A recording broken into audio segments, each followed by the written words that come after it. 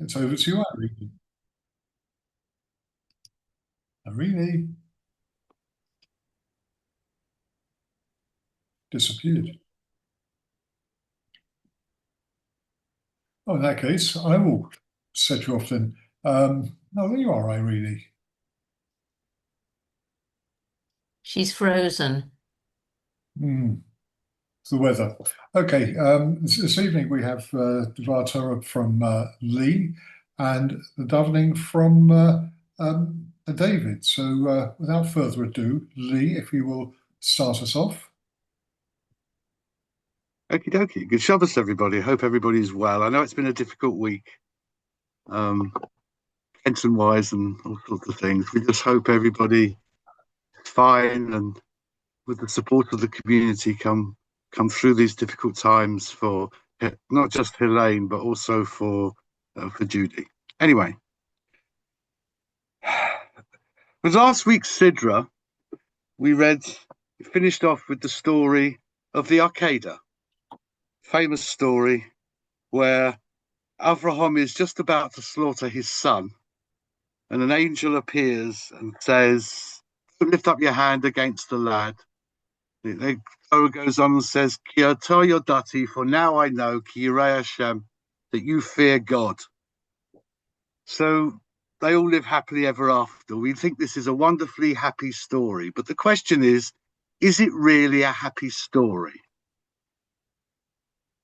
This week's Sedra starts with the death of Sarah. So what has happened in between is that Avraham is coming home after the Arcada.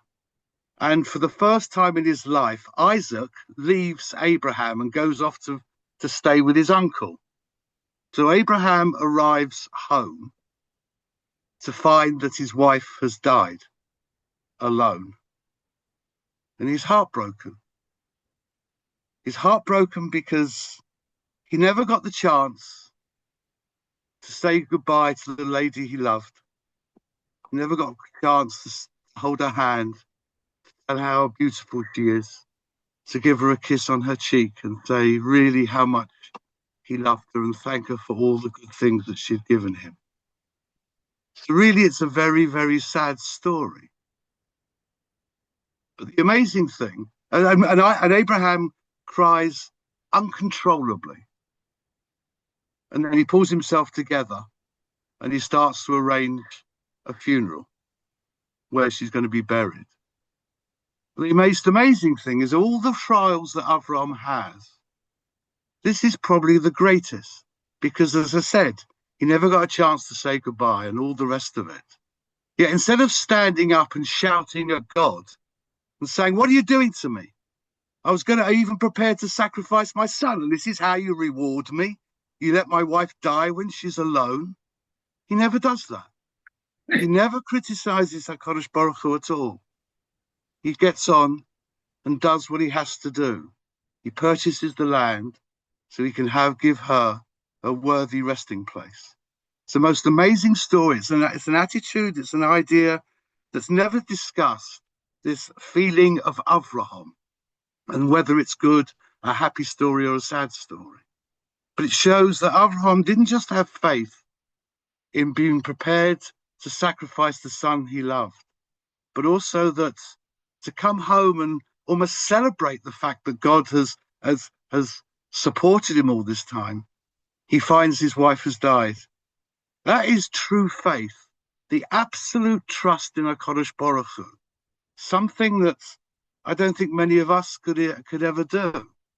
But it's a lesson that we should all learn, that while things sometimes go well and while things sometimes go badly, HaKadosh Baruch Hu in the long term is actually looking after us, and we should trust in him, in that what he's doing for us is in the long term for the best, whether just for us as an individual or for us as a people.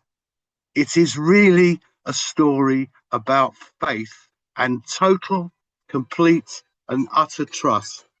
And sorry about that, I find my phone.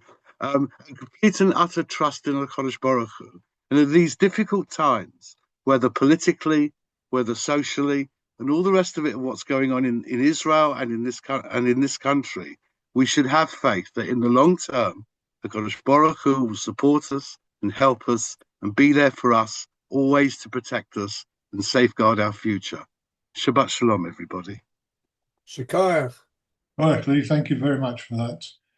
And time to stop recording.